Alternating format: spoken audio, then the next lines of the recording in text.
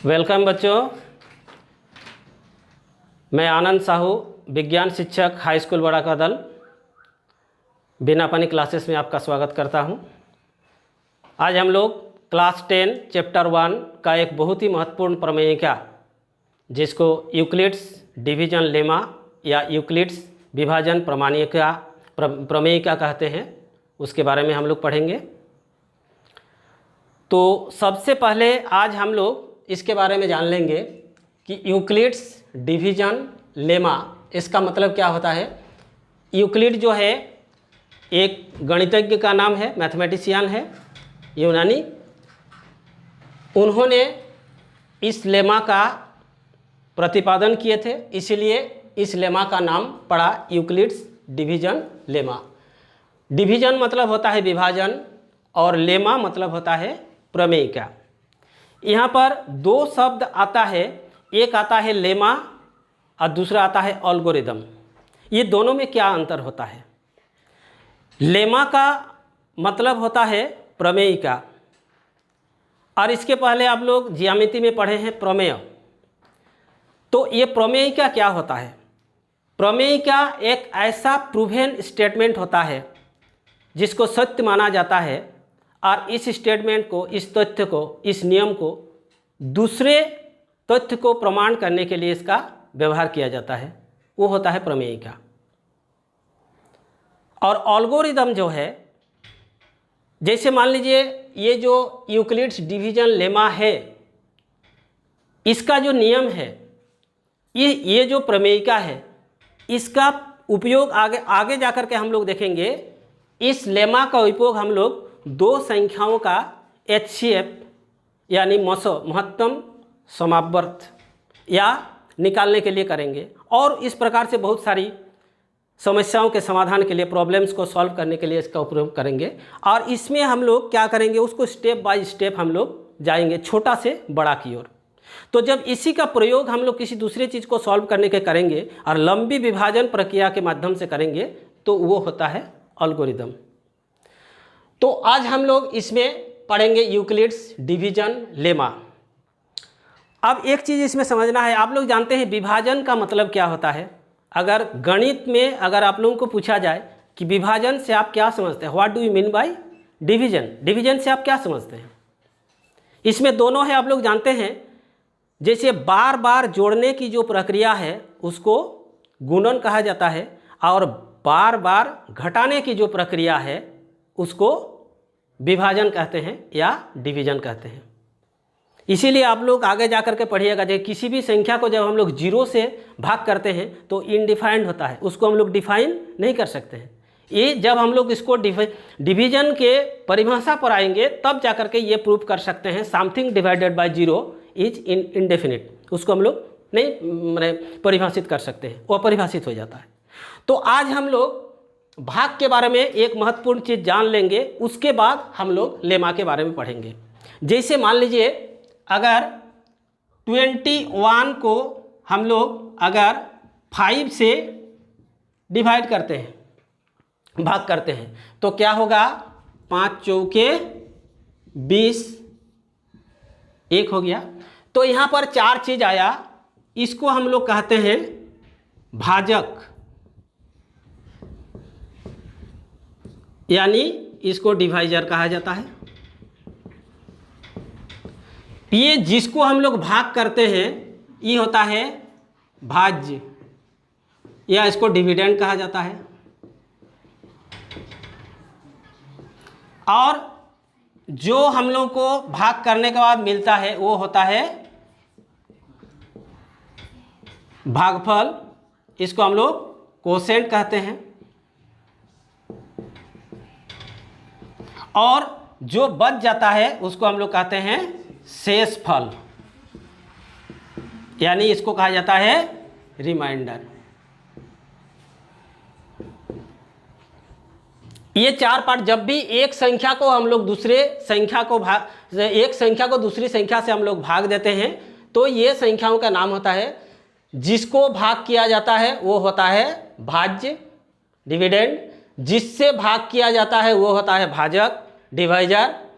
भाग के फल में जो हम लोग को रिजल्ट मिलता है वो होता है भागफल यानी कोसेंट, और जो बच जाता है उसको कहा जाता है शेषफल या रिमाइंडर।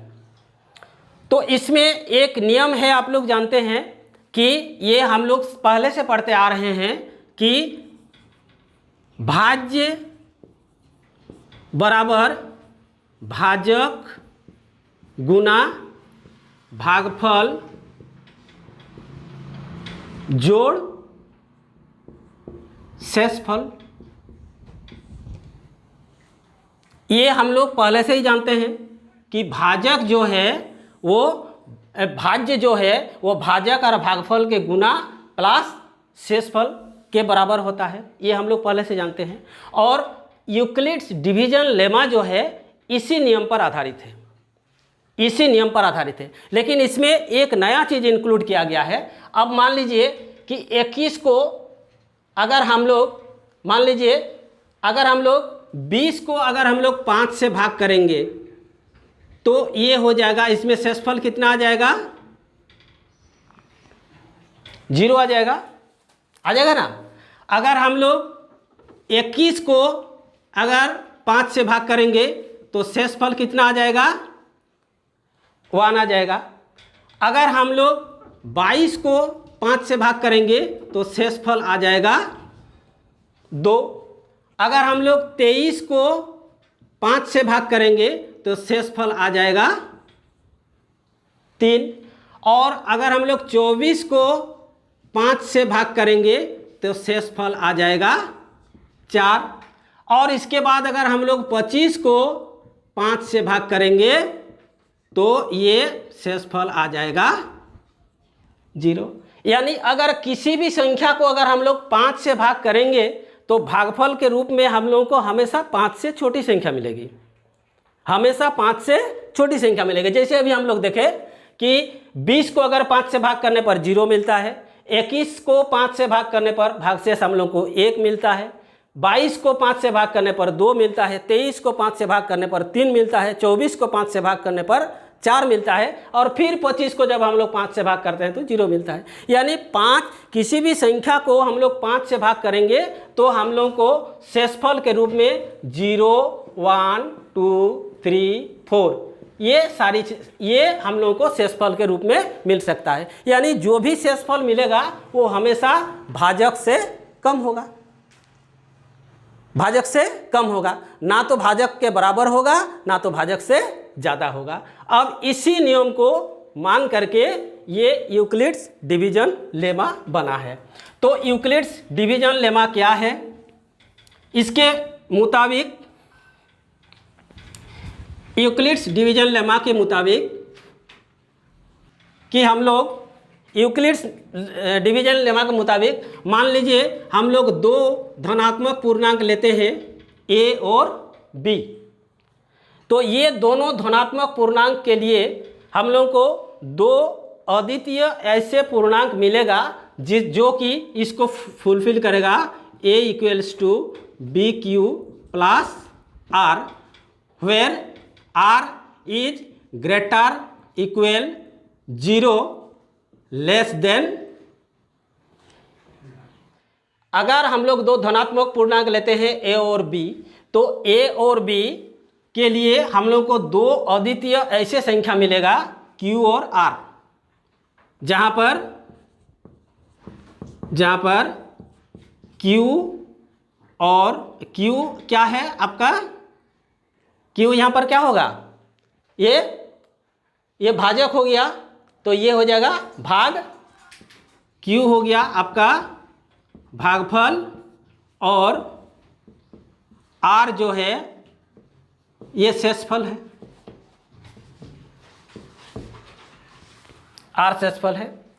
और इसमें तो हम लोग क्या देखते हैं, जैसे हम लोग कोई भी 2 संख्या लिए, जैसे वही हम लोग अगर हम लोग 21 को अगर हम लोग उसी प्रकार 5 से भाग करते हैं तो यहाँ पर ये 4, ये 20, ये 1, तो यहाँ पर a बराबर हो गया 21, b बराबर हो गया 5, q बराबर हो गया 4 और r बराबर हो गया 1।